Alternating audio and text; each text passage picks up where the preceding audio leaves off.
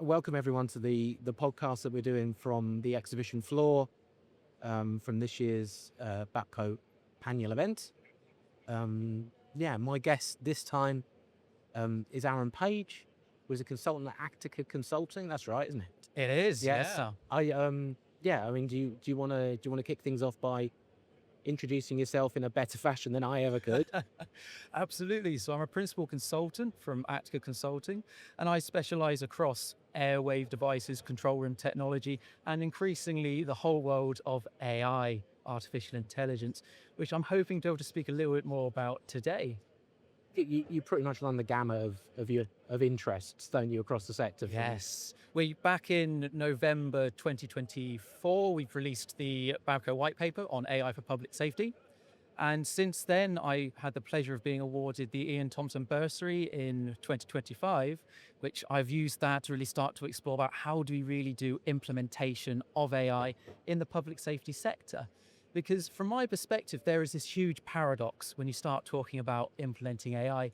And I'm reminded of the warning that Darius gave to Icarus, his son, when he was trying to fly away from jail. Specifically, the idea of if you go too low, you're going to get your wings misty and wet and you're going to be weighed down.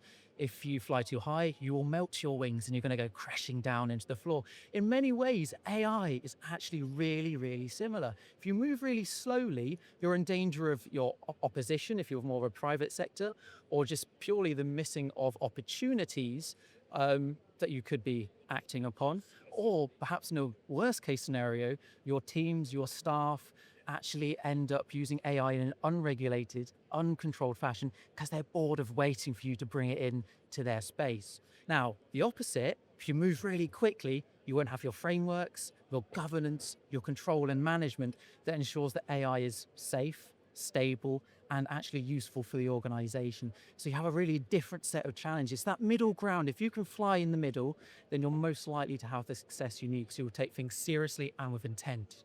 Is there a particular model that currently exists or kind of operate? I didn't, perhaps I'm doing the sector a disservice, but I didn't necessarily expect to have a classical reference. Well, I think sometimes going back to the classics is a good way to start, because AI is not actually, though it's revolutionary in the way of how it will escalate things, it's not actually new in terms of digital transformation. You know, it's very similar to your standard digital transformation concepts and what needs to be considered as part of it. Now, there are many models that link into the idea of AI and how we can approach it, though they often take different themes and approaches and ideas to it. Now, from my perspective, one of the biggest dangers is that idea of implementation and readiness.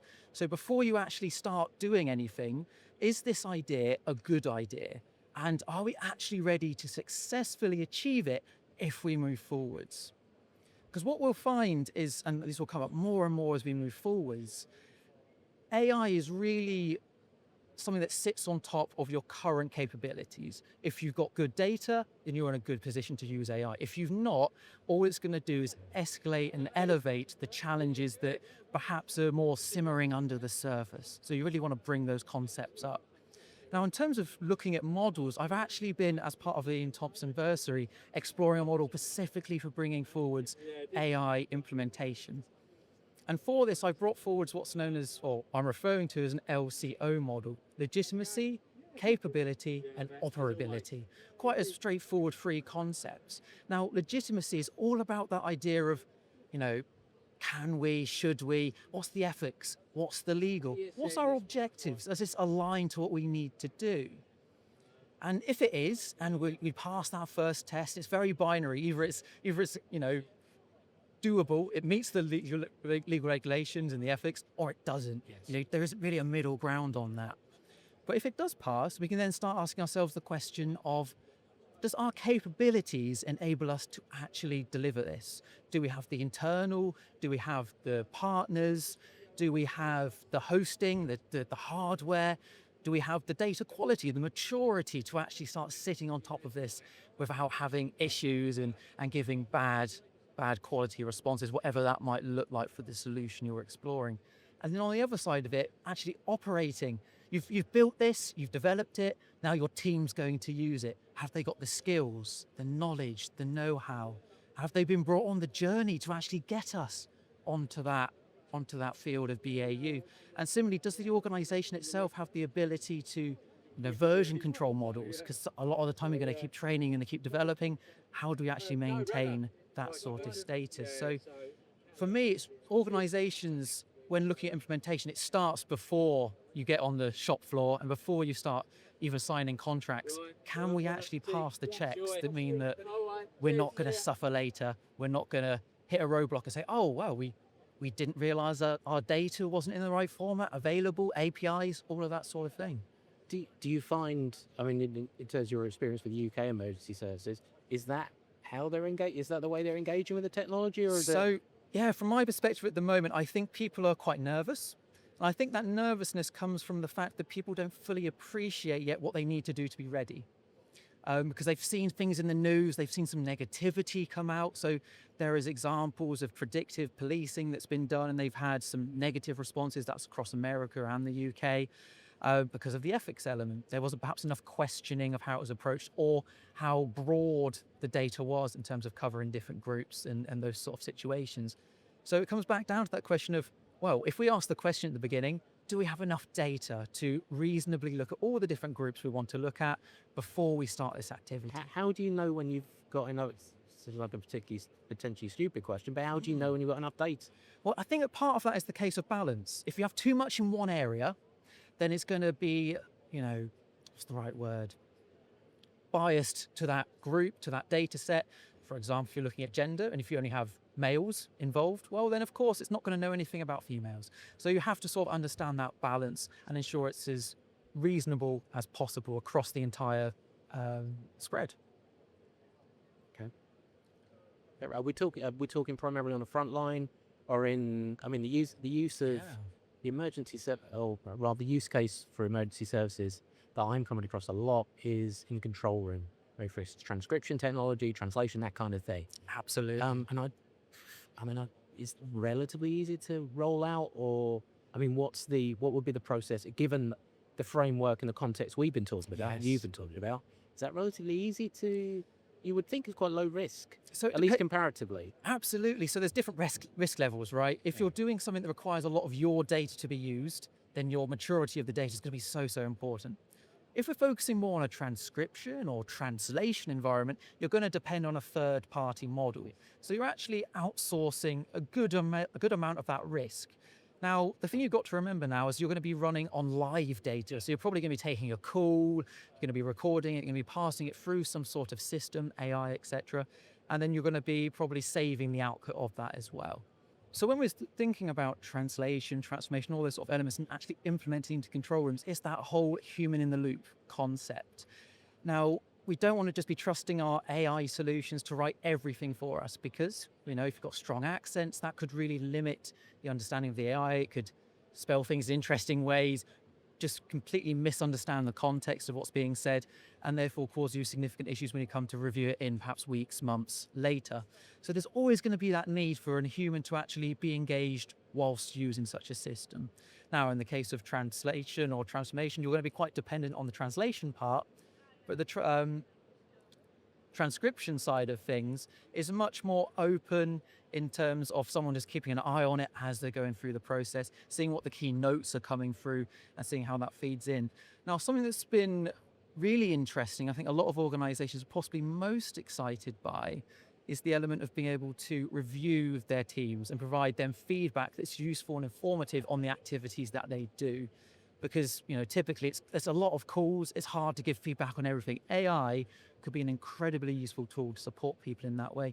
And actually on a well-being side, an AI system could very quickly pick up certain keywords or contexts that might mean that operator is actually dealing with quite an emotionally charged environment, and at least following up with them after the event, if not engaging with that specific activity, could be really valuable and supportive to the individual. Because as we know, our frontline operators, our first line of taking calls, is a very emotionally charged environment, especially when they often don't actually find out the resolution. It's left to the front line to actually deliver that. So that would at least help people get some of the support to get through that. That lack of closure. Absolutely. So what would be some of the indicators? Is your tone of voice? It could be keywords. Yeah. If there's certain, trigger words that I'm not going to go into now, but maybe they might come up. You might have situations, as you say, tonality. Is there a lot of distress in the voice? Crying, emotion, shouting, screaming, use of certain language. That sort of thing might highlight, right, might need some additional support. Anything that might involve children, again, might need some additional support. Again, are we seeing this as that aspect of the technology kind of being rolled out as we speak? Oh, there are definitely organizations that are coming up talking about all of these technologies, even to the fact of looking at how can we support non-emergency calls in terms of triaging, taking, recording them so that a human can follow up later. The idea being to really drop down the level of waiting times or if it's just catching up on an incident, well, can an AI solution just tell people what they need to know and move on? Or if you're gathering lots of information from a lot of callers, perhaps on an incident, they can just give their updates. It gets recorded together. A human will then review all of it rather than independent calls being taken. This isn't a case of removing human activity. It's really trying to give the public as quick a response as possible and then bringing in the human to oversee, manage, and then drive a decision. The human in the loop is a crucial concept, isn't it? Absolutely. Particularly in this, in the public safety environment. Could you go into a little bit more? It's fairly obvious, isn't it, really? But perhaps go into a little bit more detail about why it's such a crucial concept. Oh, absolutely. Because it's obviously there's elements of trust involved, ethics you mentioned, that kind of thing. It's been part of the discussion right from the very beginning. Absolutely, those are very key points. You probably don't want an AI deciding on your life and death scenario. That critical moment for you. An operator has done 10 million times. They are probably the best person to control, decide, and take a direction. It's common sense. You want to, if you're distressed, you want to talk to a human being. Yeah, you don't want to be trying to use a chatbot in terms of that situation. Even though some of them can be exceptionally good, you want that human touch. You want that emotion. You need that humanity being involved in it as well. There are, of course, other things to bring into as well, other than just the ethics side. You do have elements where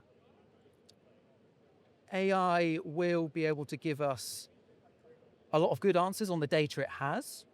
However, the AI might not have all the data an operator does.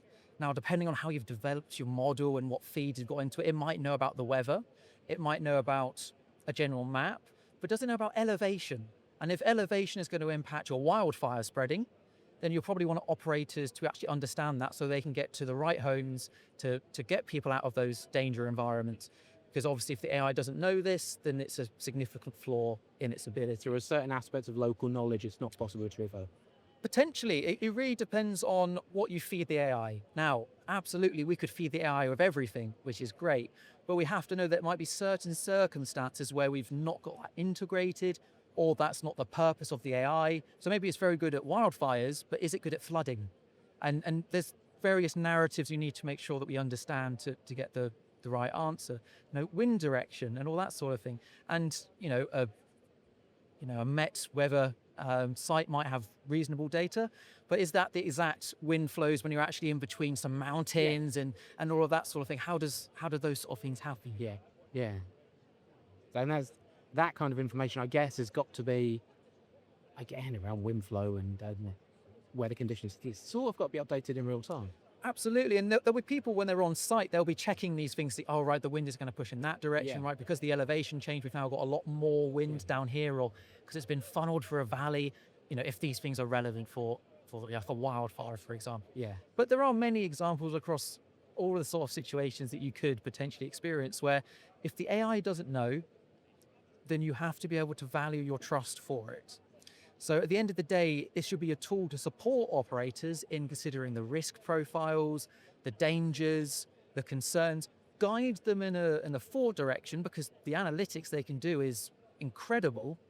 But the operator at the end of the day, they'll be able to look at it and say, right, I know this doesn't have this element on it. I know this changes the game for this scenario. Other scenarios might not matter. Therefore, the AI is on point. But at the end of the day, it's that human understanding that ensures that we're able to respond in the best way possible. So AI is a tool, no different to your command and control systems, to your word processor, etc. It is a tool that should be used by people to get effective decisions, to get the outputs you need. Going back to the uptake of the technology by emergency services organisations who are very, very reasonably and understandably quite risk averse. The process of uptake, what needs to happen? Because I guess you have to see the use case, you have to see the use case demonstrated, you have to see value for money, and I guess it's a cycle in terms of there are certain things, again, that we've discussed, perhaps are relatively easy to roll out, certain things which aren't. So that level of investment, or the investment in the technology, it needs to, not putting this very well, you need to know what you're doing in advance. Absolutely. So this goes back to that idea of the model. So understanding the legitimacy. If we have a scenario or a solution that we're thinking, oh, that could be really good. Maybe we should put AI for non-emergency calls. As a proposal, as a concept, we could then say, okay, well, what's the ethics? Are people going to mind talking to an AI? Well, maybe they won't mind in a non-emergency scenario. Maybe that could be quite useful, because they'd rather do that than wait 20 minutes to be able to make their update, make their report. And obviously numbers would vary between regions and locations. And then you might try and say, what's the law say? What's the law say in this scenario? And obviously that's been developing a lot. We've seen stuff come through in Europe about risk profiling and various other things of that nature. So it's understanding, well, what's the constraints in terms of us moving forwards? And then you talked about that return on investment. So what we're trying to get out of the AI implementation? Because depending on how you want to focus your approach, you want to change how you approach the narrative beyond that point. For example, if you're looking to reduce waiting times, then that's very different to the idea of trying to reduce cost. Now, I don't think the public sector will be looking to really use AI to reduce cost. I don't think they'll be using it to reduce headcount. It's not really what the technology is good for in the concept of an emergency scenario. What it is good for is driving efficiency, ensuring that the decisions are of the highest possible quality, and being able to bring forwards as much data into a single position, a single screen, to reduce that cognitive loading and increasing awareness. So when you're thinking about first principles, about where do we go, what do we do, the first thing is to think, what do we need most in our environment, in our control room, to actually, gain a return on our investment. Beyond that point, obviously, you need to make sure it's legal and ethical. And then it's the case of, can we actually do this? Do we need outside help? Do we need to sort out data if we need to base this on our internal data? Do we need specialist models? Do we need to engage with geographic teams? What offerings are there on the market that are already trying to position this information? And what I think is really important is you should need to ask these questions before you go for the business case on the solution. You should ideally know what your issues are on your data maturity. You should know if your business needs to change structurally to actually position people to actually manage the change control of an AI model, if that is an appropriate element. You need these elements in place, or at least going into the business case, so there's no confusion later, because that is what will derail your activities. That confusion of, oh, I didn't realize that we need to think about this. I haven't even thought about training people. I've just assumed they're going to use the system like they use things they do today. Well, they're going to need to know when to question it. They're going to need to know when to follow it. They're going to need to appreciate how it fits into their processes. So that often means that you'll need to redesign the process as a whole, rather than just trying to shoehorn a partial AI solution into the wider process, because the danger is then you won't get the full value of the AI model. You will absolutely have people that will take a DIY approach. They'll use it, but not in the way it was intended. So you need to have those conversations as early with the teams, with your data side, with your IT, with your infrastructure, with the organization as a whole.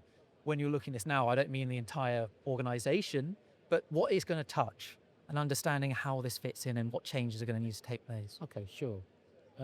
Changing the subject slightly, and given where we are, i.e. on the exhibition for BAPCO 2026, can you talk a little bit more about your experience as a winner of the Ian Thompson Bursary? I know it was a couple of years ago now. How it's benefited you, And also, you're very interested in, from conversations that we've had before, from bringing, new talent through the industry and how those things link up. I mean, what were Yes. you able to do after winning the bursary? Absolutely. So, firstly, the bursary was fantastic just to meet people without anything else considered, just getting to understand more about what BAPCO does, its trustees, the relationships, and being able to actually integrate those into my activities and understand the way. Where did you go?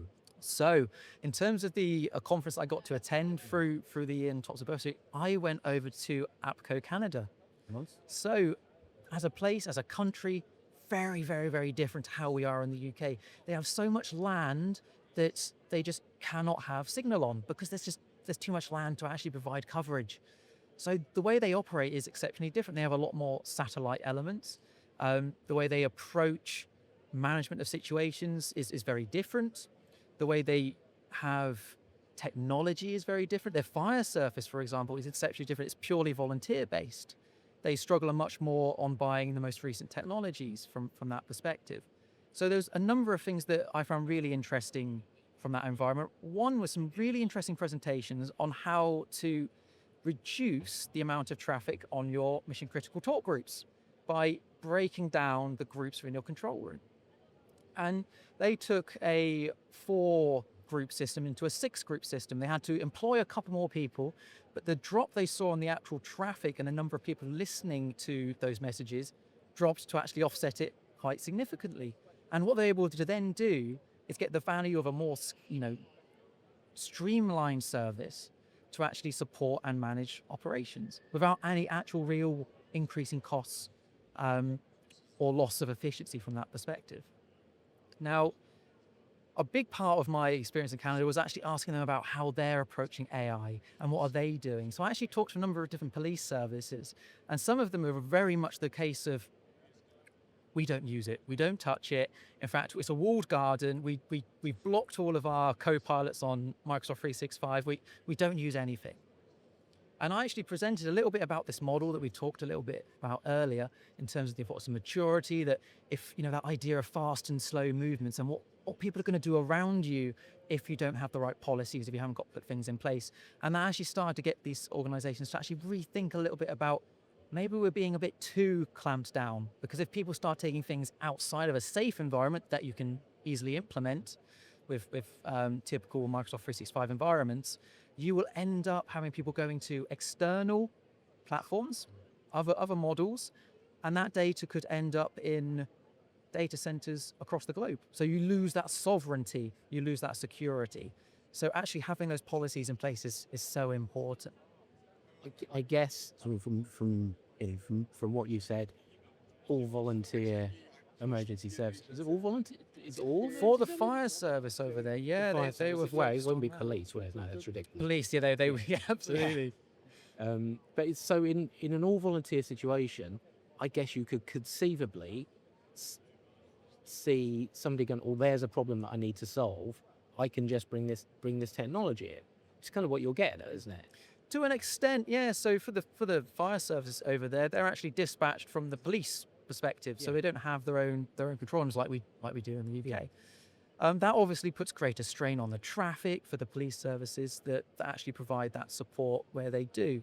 So in this instance, I saw a number of organisations that were looking at non-emergency call taking to try and reduce the burden from that perspective. And there was a number of police forces that were particularly interested in how can we, get people away from the less critical, the less immediate activity, and make sure they're available for the emergency scenarios at all times, and also just ensuring that the public actually get the engagement they need, because often for the non-emergency scenario they don't need a human. They just want to say what they need to say and then carry on about their day. They don't want to be waiting a long period to do that.